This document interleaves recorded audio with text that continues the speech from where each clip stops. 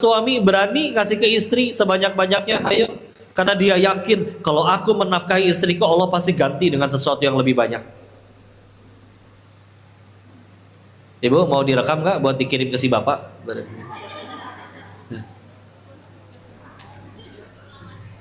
Serius, nggak berani. Nyolong nggak berani. Yakin Allah ngeliat. Tetap jujur, yakin Allah ngeliat. Istilah. Dengan akhirnya jadi orang kayak begitu, kan jadi orang yang jujur, amanah, bisa dipercaya. Ya orang senang urusan sama orang kayak begitu, Bu. Udah bisnisnya sama dia aja. Dia mah sepeser pun gak akan berani ngambil meskipun dia sendirian dan gak ada yang lihat. Dia orang jujur, amanah. Senang orang, Bu. Coba ya jujur, Bu. Ibu misalkan pernah beli ayam sekilo 38.000 misalkan. Nyampe rumah ternyata ayamnya bau. Besok balik lagi nggak beli ayam di si mamang yang itu? Enggak. Coba Bu, saya bayangin punten ya.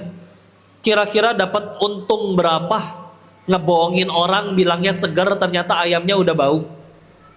Kira-kira dapat gitu, dapat keuntungan 18 triliun ada gitu?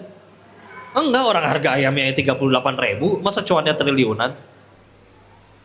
Mungkin cuannya segede-gedenya paling cuma 10.000. Tapi worth it gitu, layak kehilangan satu pelanggan cuma demi duit 10.000. Bikin dia nggak mau balik lagi. Mending kalau dia diem, kalau dia cerita ke salah satu saudaranya lagi, ayo jadi tambah orang nggak pada mau beli. Yakin? Sila. Kita ngaji kayak gini nih, ada dua hal yang bisa bertambah. Satu, nambah ilmu. Dua, nambah yakin sama Allah. Itu yang mahal. Makanya punten, bisa jadi ibu dengar kajian udah pernah dengar di tempat lain, di tempat ini dengar lagi. Ilmunya udah tahu, nggak nambah, tapi yang nambah keyakinannya. Ya. Dan ilmu sekarang canggih, ibu. Ibu sekarang punya handphone, asal punya kuota, ibu nonton kajian bisa. Cari apa hukum tentang ini di internet ada. Mudah nyari ilmu. Cuman itu dia, ilmu semua orang bisa dapat. Yakin ini yang mahal. Apa ibu kira orang yang korupsi itu, dia korupsi gara-gara tidak tahu apa hukumnya mencuri? Tahu. Nggak ada orang ditangkap KPK, ditanya, "Bapak kenapa nyolong uang negara?" Dengan polos dia menjawab, "Oh, nyolong duit rakyatnya nggak boleh. Kan picaboketnya." Orang selingkuh digerebek sama anak istrinya. "Bapak kenapa selingkuh, Pak?" Dengan polos dia menjawab, "Oh, tidur sama istri tetangga teh nggak boleh. Karena yang nyabok." Ya. Tahu orang hukumnya. Tapi kok kami waktu itu cuma berduaan, jadi terjebak suasana. Enggak, kita nggak pernah berduaan. Jujur, mau dihitung. Nih, contoh ya. Nih di kamar hotel nih. Cowoknya satu, ceweknya satu. Ini masih mending nih. Karena naudzubillah ada yang cowok sama cowok ya. Mungkin dia lupa bahwa leluhurnya adalah Adam dan Hawa, bukan Adam dan Asep ya. Ya. Cewek satu, cowok satu, dua. Allah ngeliatin nggak? 3 berarti.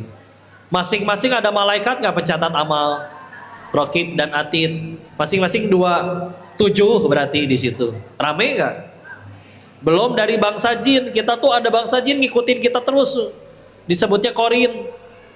1 masing-masing berapa berarti? 9. Dan ternyata kamar hotelnya ada jin penunggunya 8, 17 di situ. Rame asli. Kebayang ekspresi malaikat sama jin lihat-lihatan waktu si bapaknya ngegombal. "Sayang, kamu seperti angka 134. Naon AA? Tidak ada duanya." Untung gak emosi, malaikatnya gak punya emosi ya. Payahan ya. Tenang bro, belum waktunya. Nggak pernah duaan. Bu sing yakin bu asli. Apa coba sok ibu takut sama masalah apa? Rezeki. Ada yang stres mikirin rezeki. Punten ya. Stres itu di mana? Di kepala, di otak ya. Dulu sebelum otak ibu jadi, ibu waktu masih di dalam perut ibunya masing-masing, masih janin, itu otak can jadi ibu. Berarti stresnya belum bisa. Otaknya aja belum jadi. Ya. Tapi otaknya belum jadi, ibu udah perlu nutrisi, udah perlu rezeki. Karena kalau enggak gimana bisa tumbuh jadi bayi? Janin dari masih sekecil gini. Ya. Maka dia sholat belum bisa, kerja nggak bisa, nggak mungkin kerja, ya. Bayi aja udah lahir nggak mungkin kerja, apalagi ini masih dalam perut. Tapi Allah salurkan lewat orang tuanya, ibunya makan jengkol, makan pete, makan karedo, ya. Makan apapun, dapat beli makanannya dari mana? Suaminya ada yang kerja nyari nafkah, dimakan, tubuh ngerti nih. Ini vitamin nutrisi disalurin ke bayi. Ampasnya dibuang lewat jalur yang lain. Bayi tumbuh tuh ngalir ke plasenta, ari-ari tumbuh. Kan sederhana pertanyaannya. Itu janin yang pergi keluar nyari rezeki atau rezeki yang datengin janin? Jawab, Bu.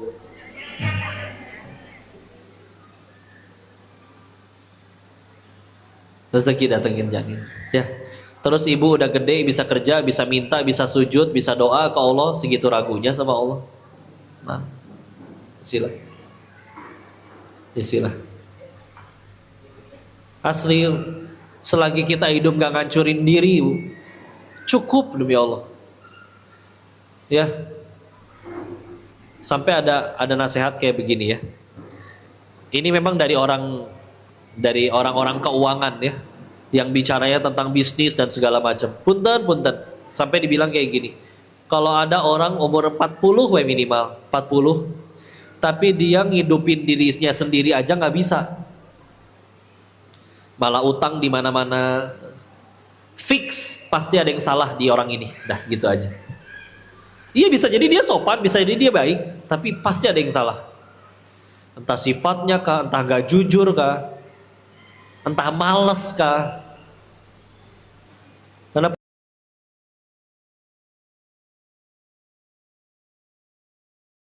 pun tadi ya, ibu terlahir di keluarga yang mana, ya. Kalau bisa juga mungkin pengennya lahir di keluarga kaya. Tapi yang keluarga kaya juga kalau kita tarik dari awal semuanya nggak ada yang langsung kaya. Kakeknya kaya, dulu pasti ada yang ngerintis dari nol sampai bisa jadi kaya. Ya, emang Nabi Adam alaihissalam nyampe ke dunia langsung punya banyak emas, kan enggak? Tapi beranak, ada yang keturunannya jadi orang hebat, ada yang maksiat juga ada. Jadi kan tergantung kitanya kan.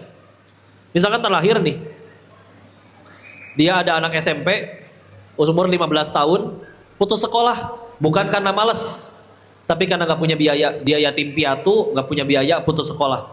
Maka mau nggak mau harus kerja, Bu, umur 15 tahun. Kerjaan pertamanya, nyuci piring di warung nasi Padang. Dibayarnya berapa kok? Nggak dibayar pakai duit, Bu. Dibayarnya pakai nasi bungkus. Ya. Cuman ini anak punya sesuatu yang mahal. Dia jujur. Suatu ketika dia habis makan, terus dia pengen ngambil tisu nih di meja. Dia izin dulu sama bosnya. Bos, saya boleh minta tisu ini, bos? Ya kata bosnya, Dek, cuman tisu ambil aja. Dijawab, nggak bisa main ambil aja, bos.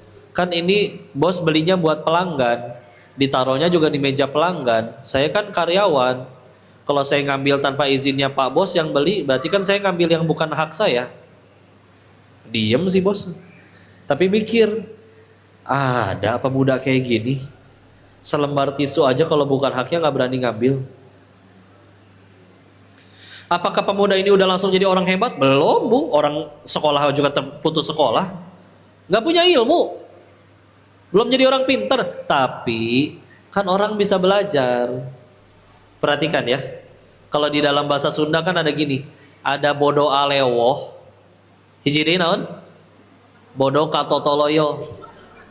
Bisi ada yang gak ngerti. Saya pakai bahasa ibu ya. Bahasa Inggris ya. Gayanya. Ada yang namanya ignorance, ada yang namanya stupidity. Naon bedana? Ignorance teh bodoh, tapi dia tahu dia bodoh dan dia tahu dia harus belajar. Jadi rajin nanya, rajin belajar karena dia tahu dia bodoh. Nah, ini orang bisa belajar. Stupidity nggak semua bodoh, tengah rasa bodoh, diajarin teh ngambek, so tahu lu. Tahu-tahu hidupnya susah, ngambek sendiri. Nyalain tetangga, nyalain pemerintah, semua we disalahin sama dia. Satu doang yang gak pernah dia salahin, dirinya sendiri. Setahun dipecat 14 kali, yang salah 14 perusahaannya. Hidup puluhan tahun, setiap kali temenan selalu berantem, maksimal 2 bulan pasti berantem. Yang salah ribuan orang yang kenal sama dia mah gak salah. Dia nyetir nabrak tiang listrik, yang salah tiang listriknya, kenapa tiangnya di situ? Dia doang yang gak pernah salah. Ya, repot kayak begini. Akhirnya pemuda ini kumahamu belajar, lama-lama bisa diajarin naik motor. Akhirnya gak cuma nyuci piring, mulai nganterin pesenan. Lama-lama bisa diajar masak nasi, masak nasi, semua juga bisa kalau diajarin. Lama-lama berkali-kali chefnya gak masuk, dia udah liatin, oh bumbunya ini. Ya beberapa kali gagal. Kadang kemanisan, kadang kepedesan, tapi akhirnya sampai di titik dia akhirnya juga bisa masak sendiri. Selagi punya waktu, belajar. Dan si bosnya namanya usaha bener, dagangan laku, karyawan jujur, bosnya nggak main slot. Nggak mungkin nggak maju usahanya, Bu. Tahu-tahu si bos harus buka cabang sendiri. Buka cabang baru daripada nyari orang yang belum tahu jujur atau enggak. Dia punya satu pemuda yang 10 tahun ikut, selembar tisu pun gak berani nyolong. Masa iya gak dikasih kesempatan? Sekarang si pemuda itu udah punya 8 restoran nasi padang sendiri. Lihat, ada orang gak dari orang kaya dan gak dari keluarga kaya bisa sukses, ada? Bahkan ada orang gak punya kaki tetap bisa sukses, ada? Yang gak ada cuma satu, orang males sukses. Serius.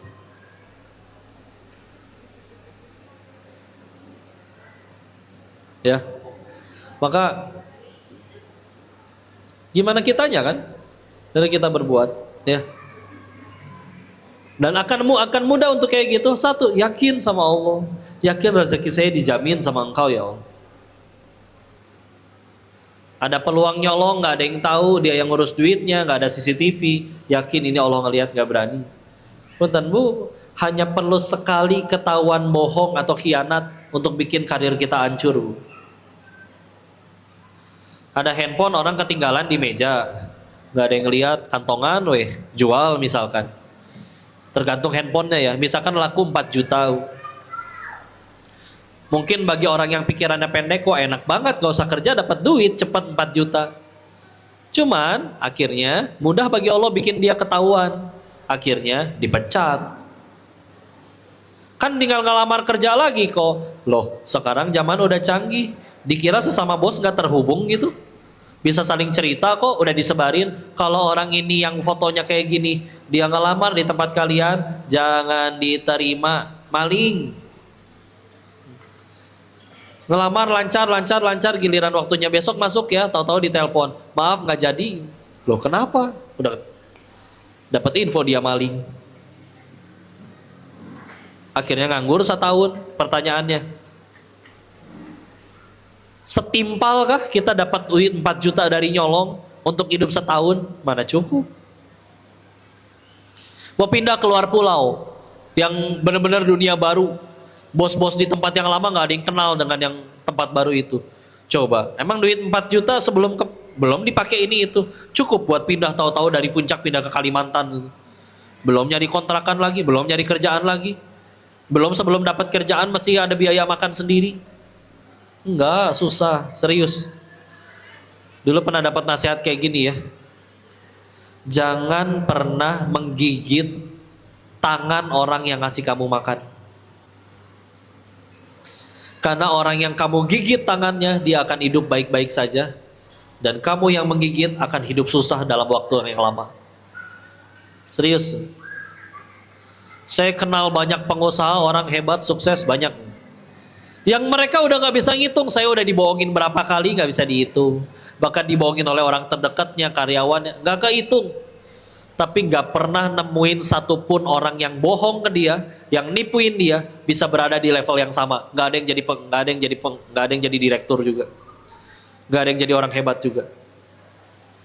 Yang nyolongnya iya dapat duit cepet, tapi mudah bagi Allah sampai hari ini mikirin besok kontrakan gimana, anak sekolah gimana, makan gimana. Si bosnya yang hidup lempeng lurus ditipuin berapa kali, mudah bagi Allah tetap aja makmur. Mulai percaya kan ada yang namanya berkah. Kita tuh nggak pernah disuruh nyari yang banyak, disuruhnya nyari yang berkah. Karena kalau berkah pasti cukup. Kalau nggak berkah, banyak juga nggak akan cukup. Lihat tuh koruptor, banyak kan duitnya koruptor? Kenapa nyolong melulu kayak nggak pernah cukup? Maling weh kerjaannya, ya. Dan kadang untuk sesuatu yang nggak jelas, anaknya sakit lah, mobilnya nabrak lah, jam tangannya. Ibu percaya bu ada jam tangan 11,7 miliar? Ibu percaya? Yes. Gak ngerti saya gitu. Kalau mobil bu, mobil miliaran sama mobil second 100 juta saya ngerti. Karena memang mobil miliaran biasanya larinya lebih kenceng daripada yang second. Cuman jam tangan 11,7 miliar sama jam tangan yang pasar yang 35.000 meskipun gambar Dora ya. Emang kecepatannya beda bu. Pak jam tangan bapak 11,7 miliar kelebihannya naon? Oh ini 1 jamnya setara 5 menit kok. Atuh ruksak pak. Ngapain dipakai keneh? Sing yakin bu sama Allah. Cuman itu dia. Kadang kita baru dapat keyakinannya kan pengalaman hidup dulu. Gak usah gitu lah bu. Dulu saya naik motor waktu SMA bu. Kebut-kebutan wah ibu. Padahal teman-teman banyak yang udah jatuh dari motor gara-gara kebut-kebutan. Saya mah tetap gue ngebut. Kapan saya berhenti ugal-ugalan? Setelah saya sendiri yang jatuh. Akhirnya paham kan? Pengalaman itu adalah guru yang terbaik. Gitu katanya. Setelah dengkul sendiri melocot, baru ya. Ada orang yang dia tahu tetangganya pada hancur gara-gara judi. Sebelum dianya hancur sendiri gara-gara judi, tetap tuh ada yang masih main. Ya. Jadi yuk, ada banyak pelajaran besar. Ibu sendiri nih, kalau misalkan ngelihat anak SD bu, dia mainnya sama om-om terus. Dan dia sibuk, udah mikirin nanti mau kuliah di mana, mau usaha apa. Padahal SD kene kelas 2. Di saat anak kelas 2 SD yang lain mikirinnya nanti sore mau jajan apa. Kita anggap ini anak pinter gak? Pinter. Maka apalagi kalau kita mikirin sesuatu yang lebih jauh. Nanti mati saya kemana? Pasti kita lebih pinter. Benar aja. Ketika ditanya siapa manusia yang paling cerdas menurut Nabi, ternyata adalah yang paling banyak mengingat kematian dan paling banyak menyiapkan bekal untuk hari tersebut. Ya. Karena saya emang nggak habis fikri di luar Naila. Sekarang ada lagi boneka baru, boneka Nailong ya. Nggak habis fikri di luar Nailong. Ibu tahu yang ada yang disiram air keras teh bu di motor. Ya mungkin udah sebulanan lebih yang lalu ya. Orangnya teriakan, sakitan kebakar. Saya tengah huleng gitu ngelamun. Itu orang yang disuruh ngelempar. Kira-kira dibayar berapa ya? Dapat nggak ya 18 T? Enggak, yang nyuruhnya aja kayaknya belum punya duit segitu yang nyuruhnya. Ya saya mikir gitu, kalau ternyata udah berani-beraninya ngelakuin perbuatan sekeji itu, Udah gitu teh bayarannya cuma 2 juta misalkan. Bulan depan bingung lagi kontrakan mau gimana. Anak mau sekolah kumaha. Utang belum pada lunas. Tapi berani gitu ngelakuin perbuatan yang pasti ada tanggung jawabnya di hadapan Allah. Pan asa dongo bu, asli. Amat sangat tidak cerdas. Terus yang nyuruhnya nih, anggaplah dia kepala gelo bu. Dia singkirin semua orang yang pengen ngalangin dia. Kira berapa orang disiram air keras misalkan pada tersingkir, pada meninggal semua. Udah berhasil nyingkirin, dia senang. Yes, akhirnya meninggal semua orang yang ngalangin aku untuk korupsi, bla bla bla bla bla. Ya. Ternyata malamnya dia meninggal. Kan konyol. Kecuali dia punya sertifikat nih, Anda bakal hidup 1000 tahun lagi. Nah mungkin agak beda tuh. Ya. Nah ini kira-kira yang nyuruhnya aja umur mah ada meren gocap mah 50. Ya. Kayaknya nggak mungkin yang nyuruh anak PAUD umur 6 tahun, kayaknya nggak mungkin. Nggak mungkin anak umur 6 tahun nyuruh orang nyiram air keras, bayar duit mahal gede, nggak mungkin. Nanti kira-kira mungkin yang nyuruh udah umur 50-an. Nggak, entar dulu umur 50 teh emang masih panjang. Ya Allah. Saya bahkan punya teman SMP udah meninggal masih sekolah, umur teh benar-benar gak ada yang tahu. Ya Allah, anggaplah 50 nih. Ada yang nyampe 80 tapi udah lupa semuanya. Jangankan pengen jalan-jalan, pengen jahat, pengen gonta-ganti pasangan, makan emping aja asam urat. Serius? Ya, dapat nih nyingkirin orang, korupsi duit banyak. Mau pakai buat apa? Makan. Udah banyak pantangan. Minum manis gak bisa, gula. Makan emping gak bisa, asam urat. Makan rendang kolesterol. Terus berarti gimana gitu? Mau beli villa di puncak, bisa beli 100 villa. Pertanyaannya, emang gak encok tiap hari pindah villa? Packing deui. Kalau mau jujur, siapa yang paling nikmatin villa nih? Sekian banyak ada di puncak. Si Mamang sama si Bibi berenang tiap sore, seger. Masya Allah. Tiap sore lari-larian di taman, bari ngojay teh ya. Mamang, Bibi, nanti malam kita mau tidur di lantai berapa sayang? Indah hirup teh ya Allah. Tiap bulan digaji, orang nginep di situ kudu bayar 15 juta, dia mah dikasih duit. Token habis tinggal telepon.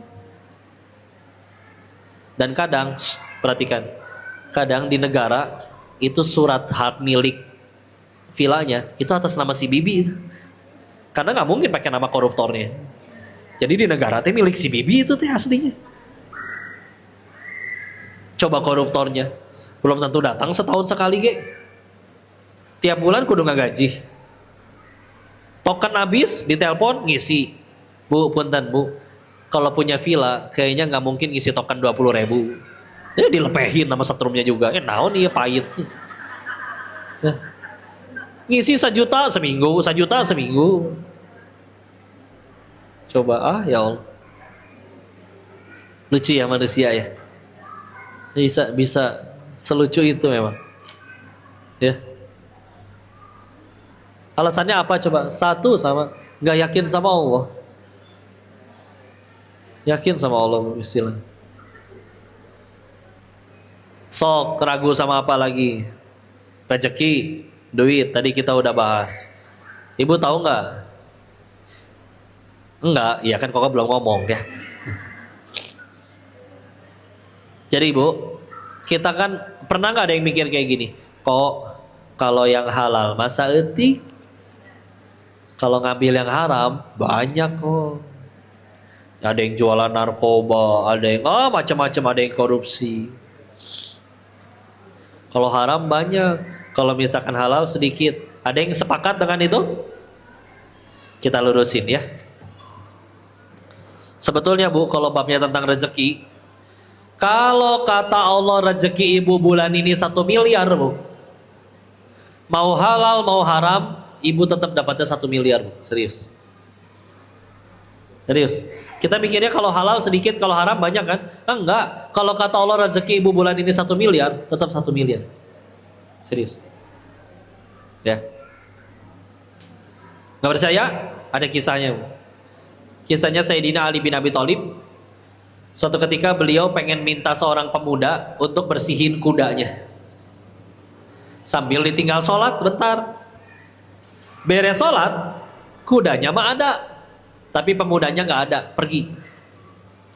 Gak cuman pemudanya yang hilang, pelana dudukan kudanya tuh yang nyambung ke besi yang buat minjek naik ya, itu hilang.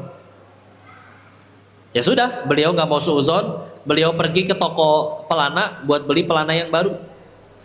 Nyampe salah satu toko pelana, ngeliat kayak kenal nih punya saya ya. Ditanya ke yang punya toko, Pak, bapak tadi nggak pakai gitu sih, beliau kan bukan orang Sunda ya, ini mah bahasa kita aja ya. Pak, bapak itu dapat dari mana ya teh Pak? Oh, ada pemuda tadi jual. Punten Pak, dikasih berapa Pak ke pemuda itu Pak? Oh, 1 dirham. Kata Sayyidina Ali dalam hatinya, demi Allah yang jiwaku ada dalam genggamannya, seberes aku sholat juga, aku pengen ngasih 1 dirham. Sama gak nominalnya? Sama. Bedanya naon? Si pemuda gak sabar. Ditinggal sholat ya. Pasti lila ya. Karena ini Ali nih, Sayyidina Ali. Gak mungkin sholatnya kuliah kulhu kayak kita, ya gak? Pasti lama nih sholatnya nih, ya. Maka daripada lama, mendingan dicolong. 1, dapat duitnya lebih cepat. 2, bisa jadi dapat duitnya lebih banyak. Dicolong. Tapi kata Allah rezekinya 1 dirham Bu. Dia keliling sekian banyak toko, jawabannya sama. Dek, mau? Enggak. Kalau mau, nih 1 dirham. Kalau enggak, bawa ke toko lain.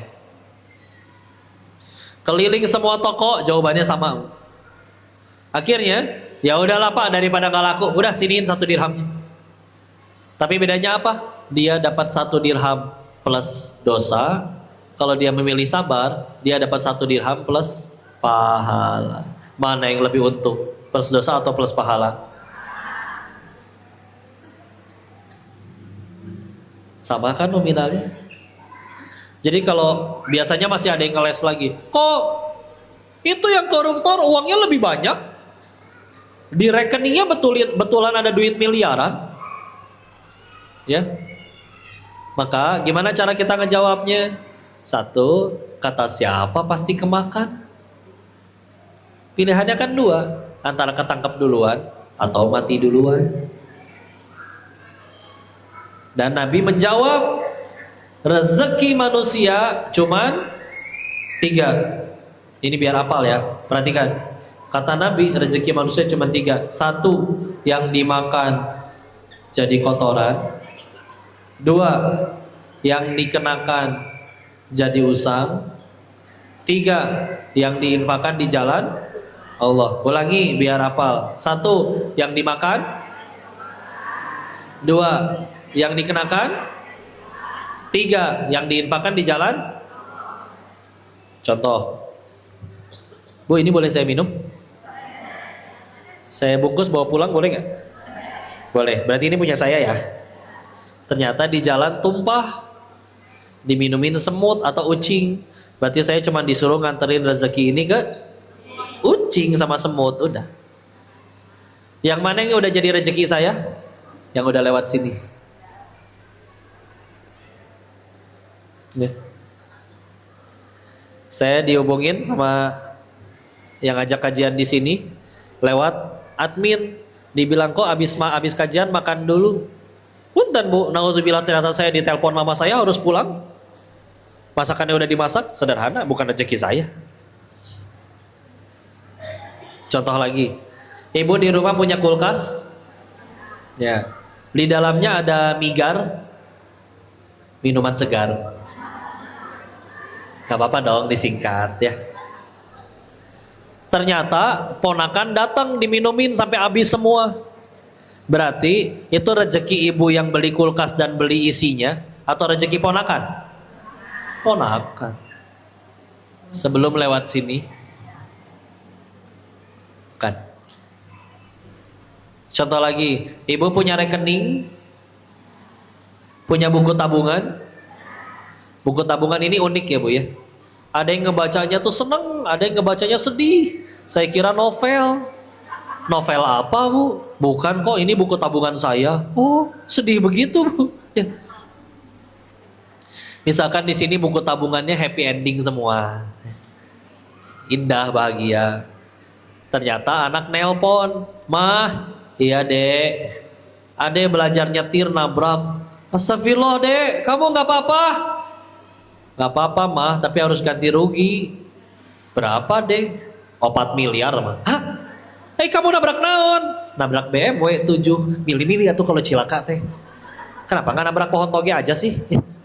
"Kumaha Bu, nggak bisa milih cilaka mah."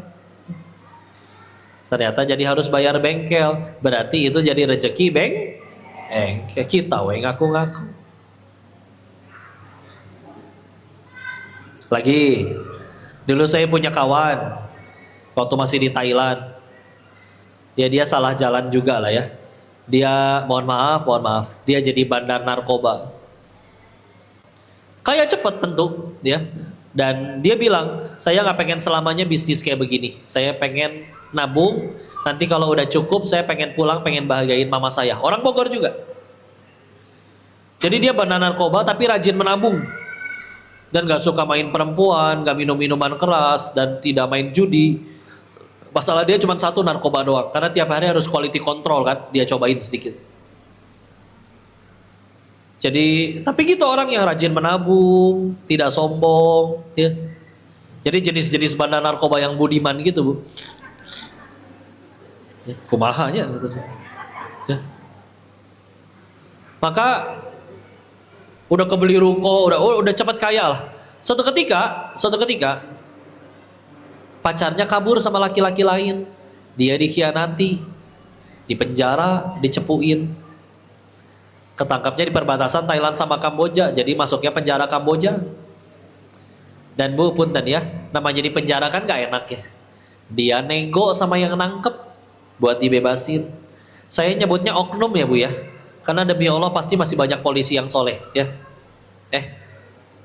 Tapi ini polisi Kamboja deh, jadi nggak apa-apa ya. Ya. Nego. Nominal yang diminta sama yang nangkapnya itu tepat senilai tabungan dia 5 tahun jadi bandar narkoba. Bebas mah bebas Bu. Kahulang tapi, atau buat apa ya selama ini saya nabung? Duitnya kelihatan doang, angkanya di handphone, lewat doang, kemakan gak sempet, udah weh, jadi rezeki haramnya oknum itu. Sebelum lewat sini, belum tentu jadi milik kita. Serius. Ya, ujian. Ya. Makanya sama. Itu yang koruptor, yang katanya uangnya banyak, yakin jadi rezeki dia? Belum tentu. Ada yang pengen ngebelanjain beli mobil mewah. Kalau nggak beli mobil mewah, mobil biu. Ya.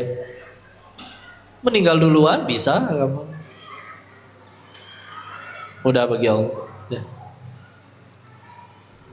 Makanya dengan keyakinan kayak gini, bismillah. Mudah-mudahan bertambah yakin kita ke Allah juga. Gak berani nyuri, gak berani licik, gak berani riba. Juga belajar hati-hati. Jangan sedikit pun ambil yang bukan haknya. Ya. Punten. Ibu nanti main ke mall. Kebenaran belum mandi, ada parfum, prot, udah we taruh deui, nggak dibeli, nyolong berarti. Kecuali ada tulisannya tester, nah kan dibuka emang ini, ya. Jangan zolim. Meser jeruk, "Pak manis tuh?" "Amis Bu, cobain ya." "Iya manis. Jadi nggak Bu? Berapa kilo?" Ah, saya kan cobanya baru satu, yang lain belum tentu manis. Saya coba lagi yang lain ya.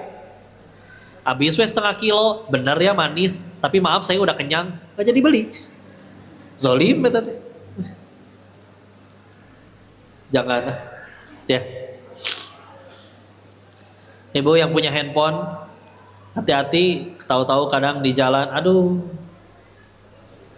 lobet, nyari colokan, plek we nyolok tanpa izin, hati-hati.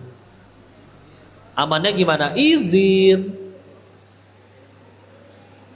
Di masjid cari DKM-nya, Pak, punten saya numpang kudu nyolok.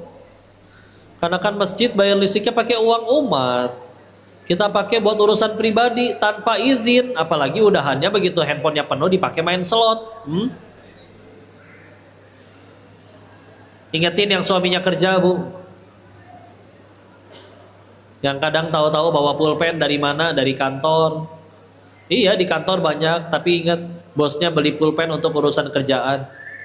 Kita ngambil tanpa izin buat urusan pribadi, punten, itu juga jangan. Ya kan? Kadang ada yang gampang, istri mau jualan kolang-kaling, numpang ngeprint di kantor tanpa izin. Bosnya kan beli printer, tinta, sama kertasnya buat urusan kerjaan. Dia pakai buat urusan pribadi tanpa izin. Amannya gimana? Izin. Pak, saya boleh nggak numpang ngeprint selembar weh? Enak kalau udah dapat izinan. Udah halal bagi kita. Ya. Ini minuman tergeletak di sini. Saya nggak berani minum karena nggak tahu, takutnya bukan buat saya, nggak berani kepedean. Dan dari tadi nggak ada yang mempersilahkan, silakan minum kok. Jadi meskipun aus saya nggak berani minum. Ya sudah. Ya. Bukan nyindir ini mah. Ya. Ya. Ya. Jangan Bu, jangan ya. Serius Bu, ini namanya zuhud. Bahkan ini bisa masuk sudah nyampe ke waro. Dan ini amalan yang dicintai Allah. Nabi pernah ditanya, bagaimana cara kami agar dicintai Allah dan dicintain manusia? Nabi jawabnya apa? Zuhud. Izhad fid dunya yuhibbukallah. Izhad ma fi indan nas yuhibbukan nas. Zuhudlah kamu terhadap dunia, kamu dicintain Allah. Orang gila harta, gila jabatan, kita biasa aja, orang senang Bu sama kita. Ya. Dan sama ketika akhirnya kita zuhud terhadap apa yang ada di sisi manusia, Allah suka, manusia juga suka, ya. Enak urusan sama dia mah, nggak akan nyolong sampai serpun. Jadi senang urusan sama kita. Zuhud penjelasannya banyak. Ada yang menyebutkan seperti ini. Meletakkan dunia tapi bukan di hati, melainkan di tangan. Contoh tangan saya penuh Bu, satu megang handphone, satu megang mic. Saya pengen ngambil topi, gimana caranya? Taruh handphonenya, ambil topinya, beres, nggak ada sakit hati. Kalau ditaruhnya di hati, udah mah sempit, semua nemplok di situ, dicabut, terlalu melekat, perih, namanya melekat. Ibarat amplop ditempelin perangko, dicabut, roek, karena terlalu melekat. Ya. Jadi kalau terlalu melekat dicabut, perih. Ya. Nah, ada lagi penjelasan bahwa zuhud itu adalah, ini menurut Imam Ibnu Taimiyah ya. Zuhud itu adalah meninggalkan sesuatu yang tidak bermanfaat bagi akhiratnya. Ulangi, meninggalkan sesuatu yang tidak bermanfaat bagi, ya, contoh, nanti tahu-tahu ibu jalan-jalan ke mall di Jakarta, terus nemu jam tangan 11,7 miliar. Alhamdulillah. Ya dikumullah ya. Terus kata ibu teh gini, murah banget. Karena rekening ibu ada 18 T. Amin ya rabbal alamin ya. Tapi ibu mikir lagi, ini saya beli jam tangan semahal ini, manfaat nggak ya buat akhirat saya? Kalau tadinya nggak pakai jam tangan duduknya anteng, semenjak pakai jam tangan jadi kieu wae. Jadi senang salaman, ayo Bu salaman. Enggak, berarti nggak manfaat buat akhirat saya. Mampu, mampu. Jadi zuhud itu bukan berarti nggak punya ekonomi. Bisa jadi kaya. Dan juga bukan berarti kita nggak boleh punya dunia. Sahabat Nabi yang kaya banyak. Nabi-nabi yang kaya juga ada. Ya. Tapi itu dia, dunia nggak di hatinya. Pemilik dunia yang di hatinya. Dunianya di tangan. Ya. Dan cuman jadi alat untuk bikin dia tambah disukain sama Allah. Sedekahnya tambah banyak. Contoh ya, Bu,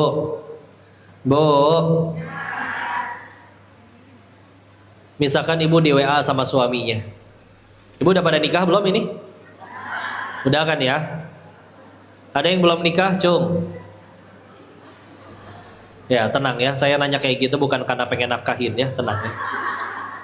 Nanya aja ya. Ibu tiba-tiba di WA sama suaminya. Istri. Boleh kan manggil istri? Ya. Dijawab. Ada apa, Su?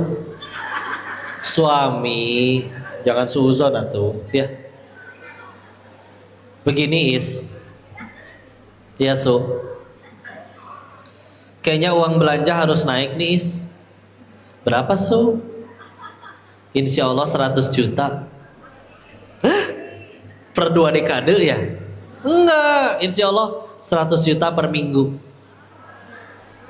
Insya Allah. Nikmat bukan? Lihat Pak, begitulah cara nyenengin ibu-ibu. Tinggal dikasih khayalan mereka udah cukup bahagia. Ya.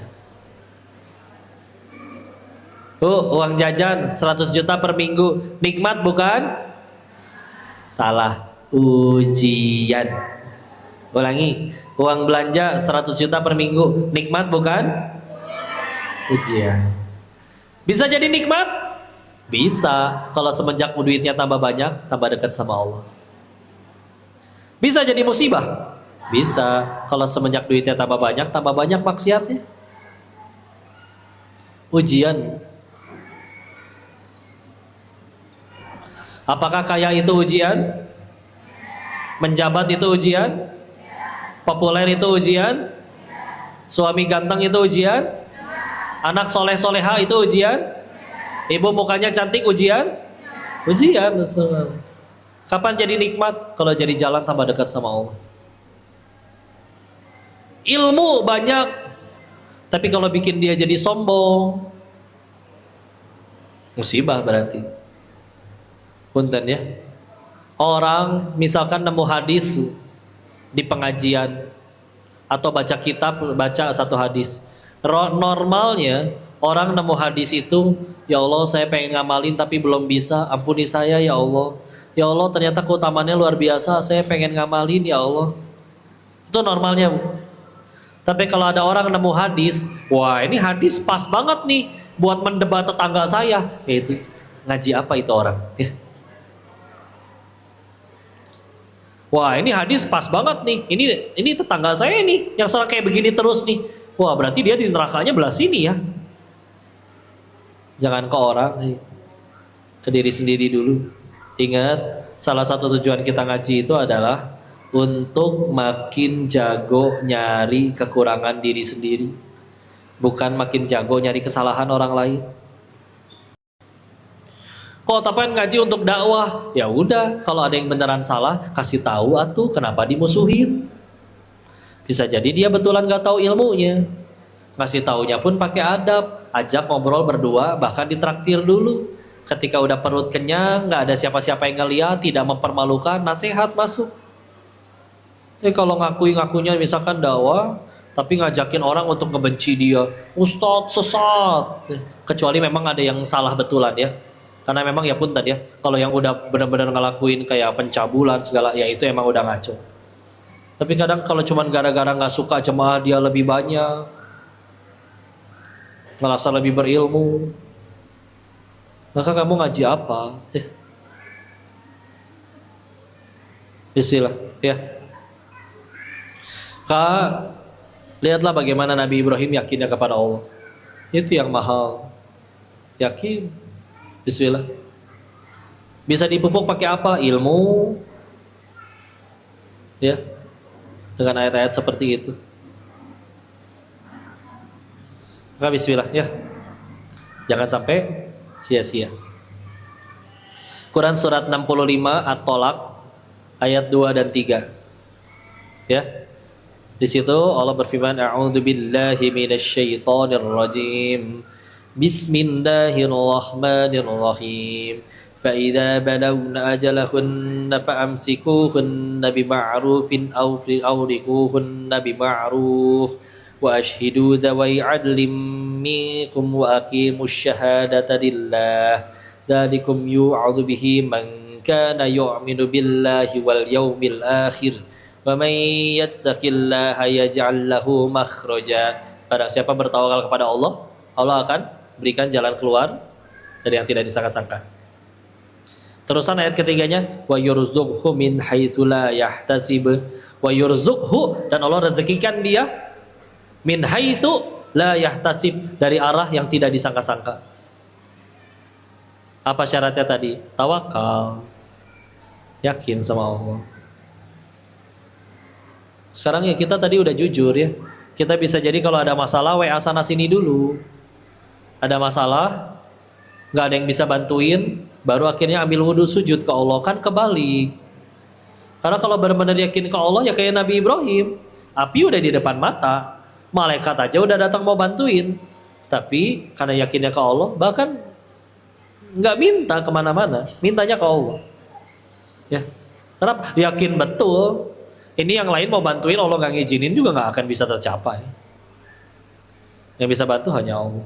Itu yang mahal. Dia cari ke Allah. Jadi bukan berarti nggak boleh cerita ke orang, Bu. Tapi kebalik urutannya. Sujud dulu, minta ampun ke Allah, cerita, baru cerita ke orang. Nanti Allah tentukan ada orang yang jadi jalan keluar dari masalahnya. Jadi kalau ada yang jawab, kalau kita sholat emang tiba-tiba langsung ada duit datang jatuh dari langit kok. Memang enggak. Tapi kalau kita mintanya ke Allah dulu, nanti dipertemukan dengan orang yang jadi jalan keluar. Daripada Allahnya belakangan udah cerita ke orang, orang yang bisa bantuin enggak, malah nyebarin aib kita gara-gara kita cerita ke dia. Ah, rugi. Bantuin enggak, malah diledekin, malah dihina. Udah mah dengan kita minjem duit kita harus merendahkan diri kan? Malu. Serius, ya. Nggak dipinjemin juga, rugi. Atau ginilah, misalkan ibu punya teman, setiap kali ada masalah nyarinya ibu, tapi giliran waktunya seneng-seneng lupa sama kita, mainnya sama grup yang ono. Ibu kesel nggak?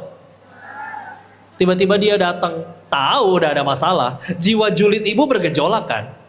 Iya. Dari waktu datang aja kita nunjuknya udah nggak pakai tangan lagi tuh, udah pakai bibir. Si ono. Tahu tuh bin, ya. Dan pasti pun dan ya kalau nggak tahan nyindir tuh, kemana wae.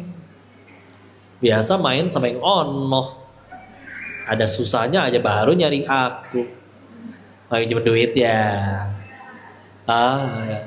Julid ya. Nyadar nggak? Kadang bisa jadi kita kayak gitu kok. Bagi banyak duit, nggak punya utang, lagi seneng-seneng, sampai kendor ibadahnya, main sama grupan yang ono. Ada masalah, teman-teman yang kita anggap teman main, setia, ternyata pada kabur, nggak ada yang bisa bantu. Ketika nggak ada yang bisa bantu, baru nyari Allah lagi. Ya Allah. Doanya sambil bertanya lagi, ya Allah kenapa saya ya Allah? Untung nggak tiba-tiba dijawab dari langit, kemana wae mang. Kenapa ini begitu berat?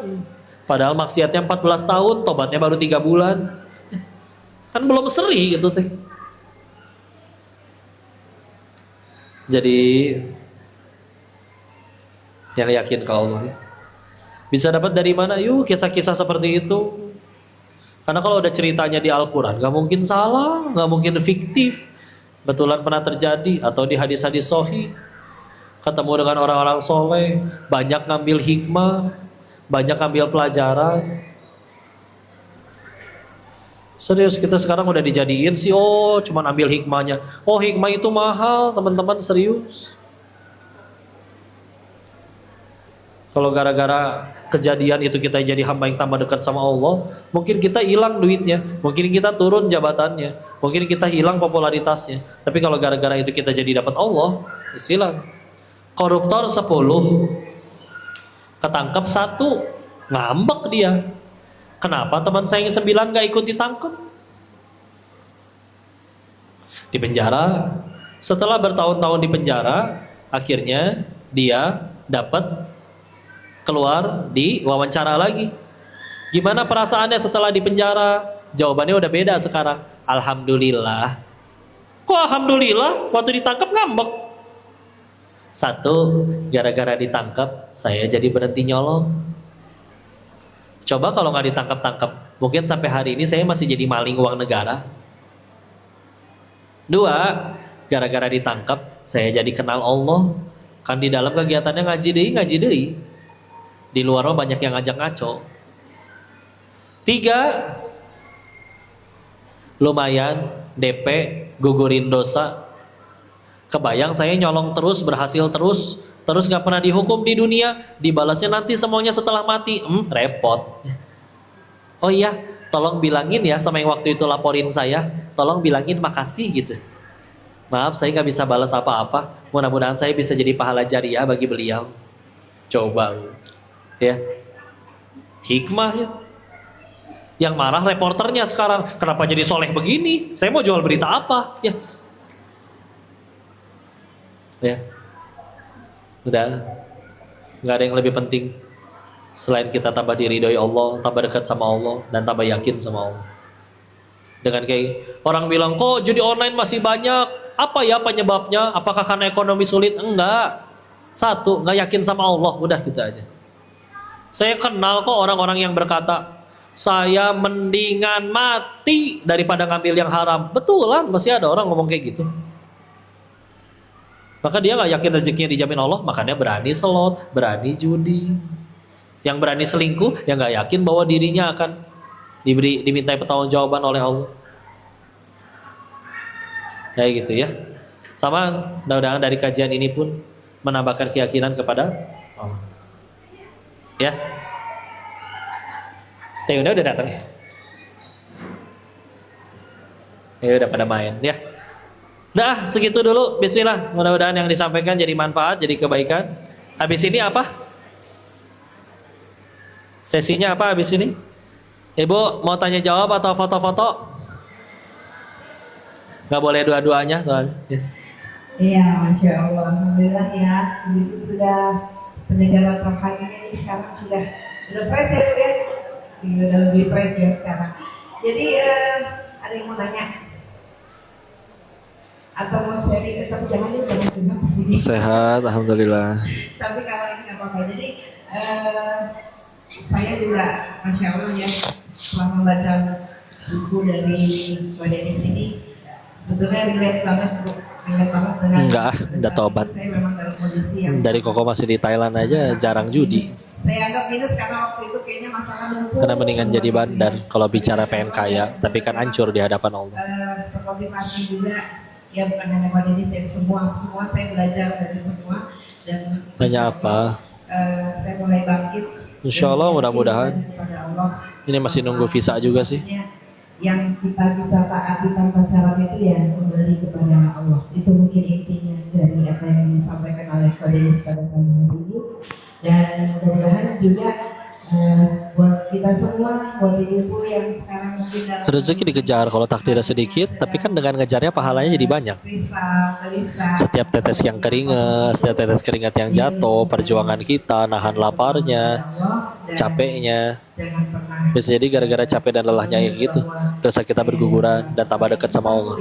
Dulu sih saya kayak begitu. Iya, dapat rupiahnya sedikit, tapi malah jadi pahala di sisi Allah. Jadi lebih mudah ke surganya Allah daripada yang nyari duitnya abis gampang, duitnya banyak, tapi malah dipakai maksiat.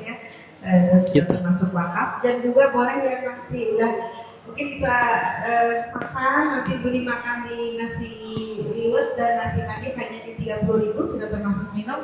Masya Ini Allah. juga ada pizza di belakang sana Ibu, tapi mau makan di sini juga boleh, mau makan ke belakang sana sambil lihat ada venue-nya, ada kuda, ada ikan. Di puncak ini, di Cafe The Valais. Sambil lihat